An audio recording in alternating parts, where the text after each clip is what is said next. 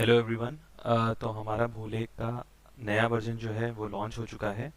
और हमने इस नए वर्जन में सारे प्रोसेस को सेम रखा है, चाहे वो तहसील एडमिन का प्रोसेस हो, तहसील म्यूटेशन का प्रोसेस हो, रिपोर्टिंग का प्रोसेस हो, या बैंक में बंधक बनाने का भूले वाला प्रोसेस हो। सारे प्रोसेस सेम है, लेकिन एक मेजर डिफरेंस आया है, वो है डीएससी को रजिस्टर करने का प्रोसेस।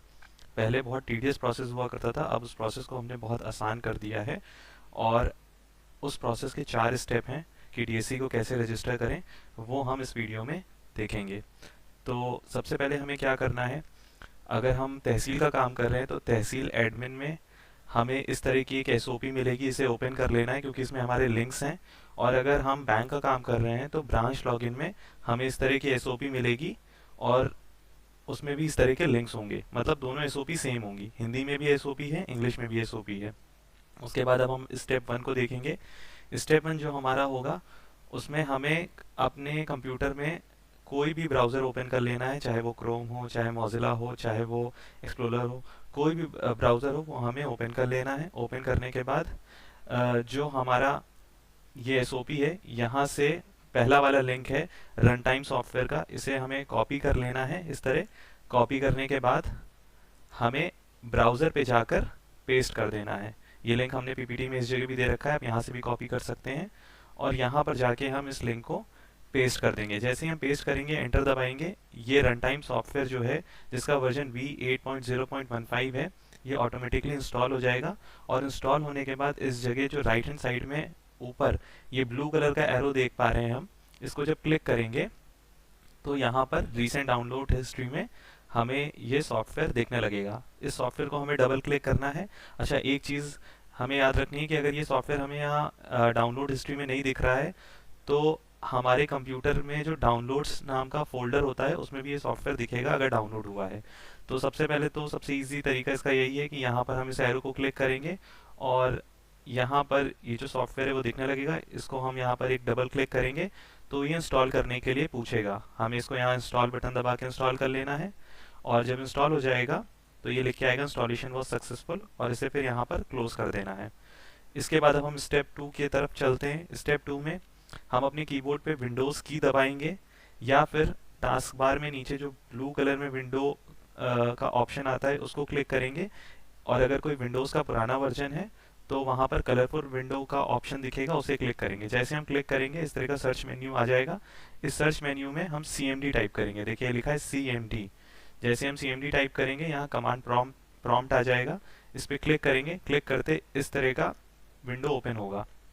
इस तरह के विंडो में ऊपर ये देखिए जो कमांड लिखी है .NET-list-run-times, इसको हमें कॉपी करके यहाँ पेस्ट कर देना है।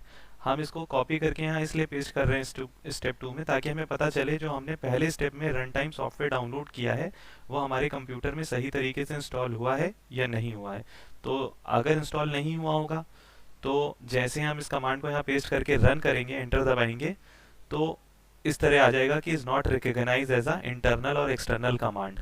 और अगर ये सॉफ्टवेयर ठीक तरीके से इंस्टॉल हो गया होगा तो जब हम इसको पेस्ट करके एंटर दबाएंगे तो इस तरह से आ जाएगा कि Microsoft dot net core dot app 8.0.15 इसका वर्जन लेके आ जाएगा, जो वर्जन इंस्टॉल हुआ है।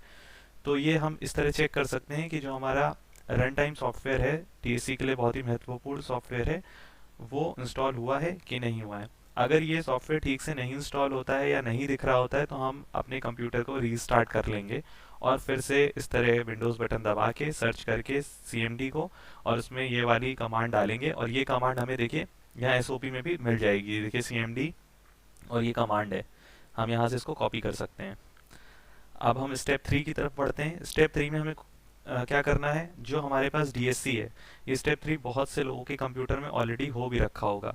तो हमारे पास जो DSC है उसको हम अपने कंप्यूटर में प्लग इन करेंगे या लैपटॉप में प्लग इन करेंगे। प्लग इन करने के बाद जहाँ दिस कंप्यूटर हमारा एक ऑप्शन होता है, जैसे हम उसको क्लिक करते हैं तो वहाँ जितनी भी हमारे कंप्यूटर में डिस्क होती हैं, चाहे लोकल डिस्क C हो, न्यू वॉल्यूम D हो, और कुछ लोगों के कंप्यूटर में और अधिक भी फोल्डर्स होते हैं, तो वो सारे फोल्डर्स के साथ यहाँ पर CD ड्राइव करके इस तरह दिखेगा। जिस भी कंपनी की आपकी DSC होगी, जैसे मेरी WD प्रॉक्सी की है तो यहाँ मुझे ये दिख रही है, आपके में अगर हाइपर की होगी या जिसकी भी DSC होगी वो आपको यहाँ दिखेगी। हमें इसको क्लिक करना है, डबल क्लिक, अंदर इसके सेटअप में जाना है, और सेटअप को डबल क्लिक करके इंस्टॉल कर लेना है। इंस्टॉल करने के बाद कुछ इस तरीके से डीएससी हमारे कंप्यूटर पे दिखेगी। और अगर ये डीएससी भी नहीं दिख रही है तो भी हमें सिस्टम को एक बार रीस्टार्ट कर लेना है। रीस्टार्ट तब करना है जब इस तरह जो हम प्रोसेस करते जा रहे हैं उसमें अगर हमारे कुछ छोटे छोटे स्टेप्स फेल हो रहे हैं तो हमें रिस्टार्ट करना है, वरना हम ऐसे ही नॉर्मली इंस्टॉल करते चलेंगे। तो इस तरह हमारी डीएससी इंस्टॉल हो गई। बहुत से कंप्यूटर में मतलब पहले से ही डीएससी इंस्टॉल्ड होगी। अब हम स्टेप 4 में आते हैं, जो हमारा आखिरी स्टेप है।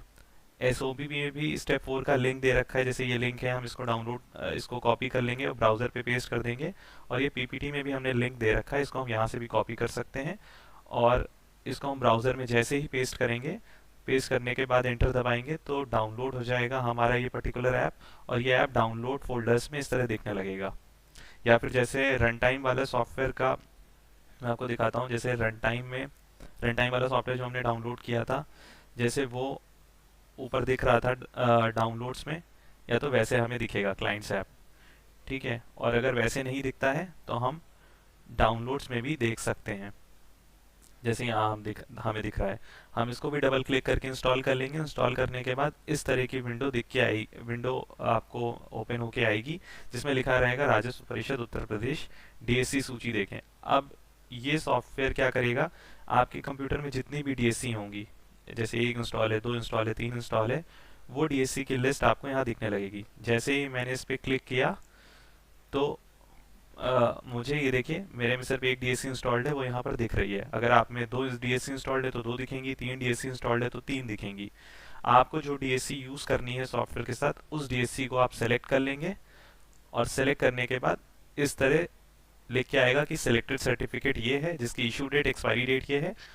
और एक नोट भी लिख के आएगा कि इस पर्टिकुलर सॉफ्टवेयर को मिनिमाइज करें यहाँ से, लेकिन कट मत करें, इस सॉफ्टवेयर को बंद ना करें। अगर हमें डीएससी को रजिस्टर करना है या डीएससी को यूज़ करना है। तो ये हमारे 4 स्टेप्स हैं। स्टेप 1 हम फिर से बता दें कि रन टाइम सॉफ्टवेयर डाउनलोड करना है।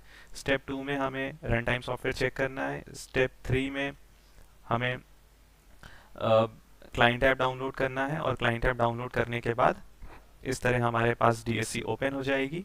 और डीएससी जब हमारी ओपन हो जाएगी तो इसको हमें मिनिमाइज नहीं करना है।